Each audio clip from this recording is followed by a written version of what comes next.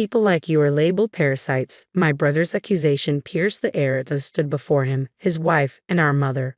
The weight of their condemnation bore down on me, a burden I could no longer bear. We're going to be living together from now on, so can you leave? Those words echoed in my mind, igniting a fury I could no longer suppress. I, too, am flawed, imperfect in my own right. Yet their unkindness only fueled my resolve. No longer will I endure their scorn silently. It's time they realized the mistake of underestimating me. With determination as my guide, I plotted to confront my brother and mother head-on. My name is Jessica, a 37-year-old office worker. 3 years have passed since my father's battle with cancer ended, leaving behind a final plea for me to care for our mother. It was this solemn promise that drew me back to the family home. But instead of gratitude, all I received were endless demands, as if my sacrifices were expected, not appreciated.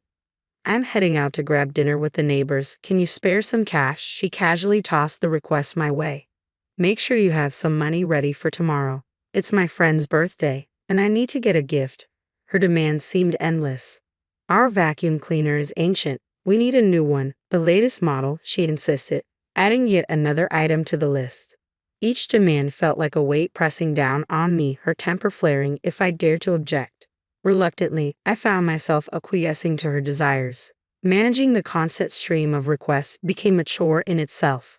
To streamline the process, I made her an authorized user on a separate account, transferring a lump sum to cover her expenses. As a single office worker in my later years, I've dedicated countless hours to my career, resulting in a substantial income. Additionally, I've wisely invested in stocks over the years, building a significant nest egg. However, these details are kept from my mother, a habitual spender whose tendencies would surely drain my savings. Yet for now, her frivolous habits aren't a pressing concern. Unbeknownst to her, I diligently save while she continues to splurge. Our monthly expenses tally around $4,000, largely due to her extravagance. I recognize the wastefulness of our situation, but altering it proves daunting. I'm not prepared to sever ties with my mother, despite the financial strain. Conflicting emotions towards familial duty cloud my judgment. Is valuing family a facade, or simply a sign of vulnerability? The driving force behind my continued existence in this distorted reality is the pledge I made to my father. He was my beacon of integrity, hard-working, compassionate, and forthright. From a young age, I revered him, striving to emulate his exemplary character. Following his sage advice, start early, reap the rewards, I began stashing away funds during my student days, laying the groundwork for future investments. Even upon entering the workforce, I remained steadfast in my savings pursuits, eventually amassing enough capital to venture into the world of investments. Throughout this journey, I absorbed invaluable lessons on financial literacy, a legacy passed down from my father. Armed with knowledge, I navigated the complexities of investment with relative ease, reaping profits and avoiding major pitfalls. Similarly, I mirrored my father's work ethic, seeking his counsel whenever I encountered professional challenges. In the early years of my career, post-work drinks with my father became a cherished tradition, providing a sanctuary for candid discussions away from the tensions that sometimes brewed at home.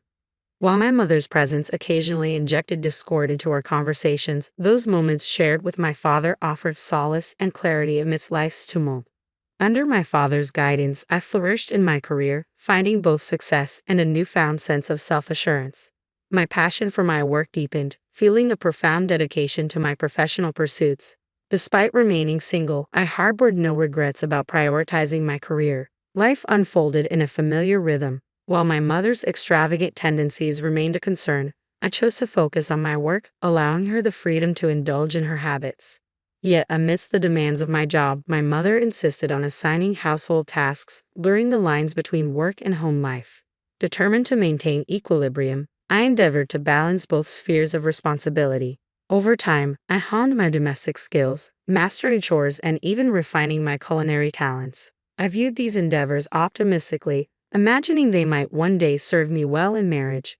Nevertheless, the weight of my mother's expectations grew burdensome. I sensed the need to break free from the confines of this suffocating existence, yearning for a life unencumbered by her demands. Amidst the chaos of my daily life, the presence of my older brother and his wife only served to compound my troubles. David, my elder by 2 years, and his wife Lily, who coincidentally shares my age, began frequenting our family home more often. While their visits weren't inherently problematic historically, David and I never saw eye to eye. Our personalities clashed relentlessly. I embodied the conservative and prudent traits inherited from our father, while David mirrored our mother's impulsive and carefree nature. Since childhood, David's approach to finances mirrored his personality. He spent recklessly, devoid of any foresight or planning, living purely for the present moment. Yet despite his financial missteps, he possessed a cunning charm, adept at winning our mother's favor whenever he found himself in need of funds. "Mom, I truly appreciate all your hard work and dedication to keeping our household running smoothly," David would croon, effortlessly weaving his way into her good graces. "I promise to lend a hand with chores next time." With honeyed words, he effortlessly manipulated her, securing whatever his heart desired. Not only was David adept at charming our mother, but he also excelled in sports, particularly soccer, where his skills earned him admiration from the community. To our mother, David was the epitome of pride, a son whose accomplishments reflected positively on her. Basking in his accolades felt akin to receiving praise herself. Thus, it became routine for her to indulge his every whim, showering him with affection and gifts. In contrast, my strengths lay in academia, lacking the prowess displayed by my brother in sports. Consequently, from my mother's perspective, there was little cause for celebration in my endeavors. I appeared unremarkable, often overshadowed by David's achievements. In the eyes of our neighbors, I was simply known as David's sister. This dynamic fueled my mother's favoritism towards him, leaving me feeling overlooked and undervalued. Moreover, my close bond with our father likely exacerbated her preference for David. Despite our father's attempts at impartiality, my mother's partiality only deepened David's arrogance and hostility towards me. Our strained relationship only served to further entrench my mother's allegiance to him, perpetuating the cycle of favoritism and resentment. "Jessica, move. You're blocking the TV." "Why should I? I was here first. The anime I've been waiting for is about to start. Move from that spot on the couch." "What? You've recorded that anime. You can watch it later. I want to watch it live now." "Just move." David's self-centeredness was a common occurrence, his desires always taking precedence. Despite the blatant unfairness of his demands, our mother consistently sided with him. Even in moments of conflict or disagreement, she remained steadfast in her support of David. "What are you doing, Jessica? David's show is starting, so move and let him watch." "But I was watching something." "Quit being selfish and let him watch. You go back to your room, you're just in the way." Mother's scolding reverberated through the air, her tone sharp and unyielding. Left with no recourse, I retreated to the solace of my room, while David claimed the couch without a hint of remorse. As if to underscore our favoritism, Mother returned with snacks and juice exclusively for David, disregarding my presence entirely. In the absence of our father, such partiality towards David only intensified, leaving me feeling increasingly alienated. Growing up amidst this dynamic, it was only natural for me to distance myself from David. As we transitioned into adulthood, my first encounter with David's wife, Lily, left an indelible impression. "So, you're Jessica, David's sister," she remarked, her words dripping with disdain. "You're every bit as plain and unfashionable as David described you. It's no wonder you lack any charm." I was rendered speechless, the sting of Lily's words cutting deep during what should have been a joyous family gathering.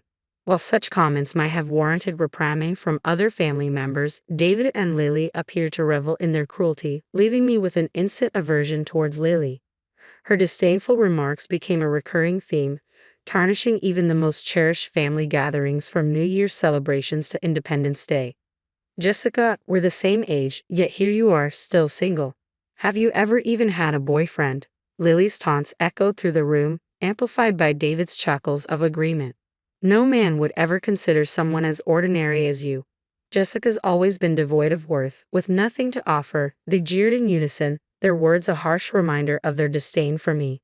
In my father's absence, David and his wife seized the opportunity to demean me, with my mother offering no defense, only joining in their laughter. Consequently, every family gathering at our parents' home became an ordeal for me. Several years ago, when David was transferred for work, the frequency of these uncomfortable gatherings diminished, offering me a semblance of peace. However, his recent return brought back the unwelcome intrusion. Regardless of the season, David and his wife now visit every weekend, disrupting my routine and exacerbating the tension. You're still as unremarkable as ever, aren't you?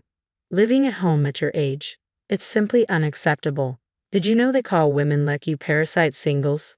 It's embarrassing to have someone like you as my sister-in-law.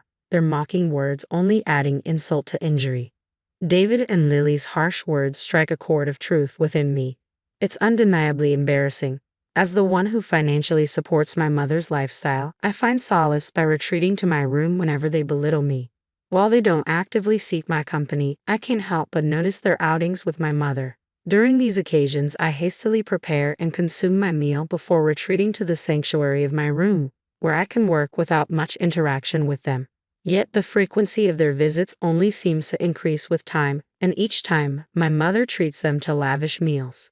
Perusing the credit card statements, I'm taken aback by the frequency of their visits to upscale wine bars and barbecue restaurants. Moreover, I can't ignore the fact that most of the designer clothing they flaunt is purchased by my mother. It's a perplexing situation. My mother showers them with gifts and treats, and they accept it as their entitlement. The disparity between their indulgence and my own frugality weighs heavily on my mind. Finally reaching the end of my patience, I mustered the courage to confront my mother about her excessive indulgence towards David and Lily. Mom, you're spoiling David and Lily too much with all these fancy dinners. They both have jobs. Why don't you let them pitch in sometimes? My words ignited a fiery reaction from my mother, her face flushing with anger. Who do you think you are, telling me how to spend my money? How I treat David and Lily is none of your concern. Have you forgotten the favor of allowing you to live under this roof? Her words struck me like a blow, leaving me stunned by her audacity. It was perplexing how she could disregard all I've done for her, seemingly forgetting my contributions to our household. The only reason I remain in my childhood home is out of respect for the promise I made to my father, not out of any desire to be with her. It appeared that Mother had shared our recent disagreement with David and Lily as they arrived at the house a few days later with stern words. Jessica, it's time to face reality. The only reason you're still here is because of Mom's kindness. How could you betray her like this? People like you are nothing but parasites, Jessica. It's time for you to leave this house. Excuse me, you heard us correctly. We're going to be living here with Mom from now on. So, could you please make arrangements to leave? With a heavy burden weighing on my shoulders, the trio launched into a tirade against me. My patience waned as their words cut deeper. I'm no saint. There's no reason for me to continue being kind to people who treat me like this. It's too late for them to realize the error of their ways. In that moment, a plan for retribution formed in my mind against David, Lily, and Mother. I understand. If my leaving brings you satisfaction, then so be it. The couple's malicious grins only fueled my resolve. Remember your promise. If you're still here when we return, we won't hesitate to evict you. With determination coursing through me, I bid farewell to the house. Let's start anew, Mom. Yes, I'm thrilled. It'll be wonderful living with David and Lily. What a joy it will be. As they gleefully discussed their future, I retreated to my room, immediately setting out to find a new home. Opting for practicality over extravagance, I settled for an affordable apartment near my workplace, prioritizing safety and convenience. With the logistics swiftly arranged, I notified Mother of my impending move. In response, she wasted no time informing David and Lily. A week later, my relocation was complete, and it became clear that Mother's allegiance lay elsewhere. She embarked on a vacation with the couple, only returning in time for David and Lily's move into our family home. Soon after, Mother's voice crackled through the phone, laced with shock and anger. Jessica, what's going on? Where are all the furniture and appliances? Well, I bought them with my own money, so I took them with me, I replied calmly. Don't be absurd. I bought those with my money. Remember, you asked me to replace them, and I did. I paid for everything. Mother's frustration was palpable. You're mistaken. I've been using my own credit card for purchases, I countered. It seemed Mother had conveniently forgotten that the card she used was provided by me. But I let her accusations roll off me, ending the call casually. Eventually, Mother attempted to replace the missing items, only to find the bank account linked to her credit card had been emptied. A few days later, I received a call from David. Mom's credit card isn't working. What's going on? You're behind this, aren't you? David's accusatory tone sliced through the air, revealing his keen intuition. I simply took necessary measures, I replied, trying to frame my actions in a more positive light. His anger simmered beneath his words. You've been footing the bills all this time. Did you realize that every luxury, from fine wines to designer clothes, was funded by the sister you've belittled? So, unknowingly, we've been living off your generosity. David's realization hung heavy in the air. Exactly. How does it feel, David, to know your lifestyle was bankrolled by the sister you ridiculed? You two seem quite proud. Must be a blow to your ego, I remarked, deliberately provoking them. David appeared flustered, struggling to find a retort amidst his frustration. Why the hell would you do this? He finally exclaimed, his irritation palpable. Lily, who had been listening in, interjected with a pointed question. Why didn't you inform us earlier? Mom, does this mean you have no money left? Mother, caught off guard by Lily's accusation, stammered in response. I always assumed there was a substantial inheritance from your father. I'm sorry. While our father did leave behind some inheritance, Mother's extravagant spending habits depleted much of it, leaving little for us. It was this realization that prompted him to advise me to build my own wealth. I trust you'll find a solution. I've only followed your guidance, I asserted. Jessica, wait, we're not finished yet, David protested, but I refused to entertain further discussion, cutting ties with him, Lily, and Mother. Ignoring their pleas for reconciliation, I blocked their numbers. Subsequently, I received emails from both Mother and David, each pleading for assistance. Through these messages, a startling revelation emerged. David had resigned from his job under the mistaken assumption that he could live off our presumed family wealth. It was clear that his lavish lifestyle had left him with unrealistic expectations. Currently, they struggle to make ends meet with part-time jobs, their past extravagance now a distant memory. Their constant disputes only serve to underscore the stark contrast between their previous lifestyle and their current reality. Despite their pleas to move in with me, I remained steadfast in my decision to sever ties, choosing to ignore their messages and focus on my own path. Currently, I revel in the tranquility of my solitary existence. I've severed ties with David and Mother, content in the knowledge that I've honored my father's wishes. Focused on my career and financial goals, I am determined to expand my wealth through diligent work and strategic investments. As I steadily build my assets, I also intend to gradually delve into the realms of love and companionship, open to the possibilities of romance and marriage.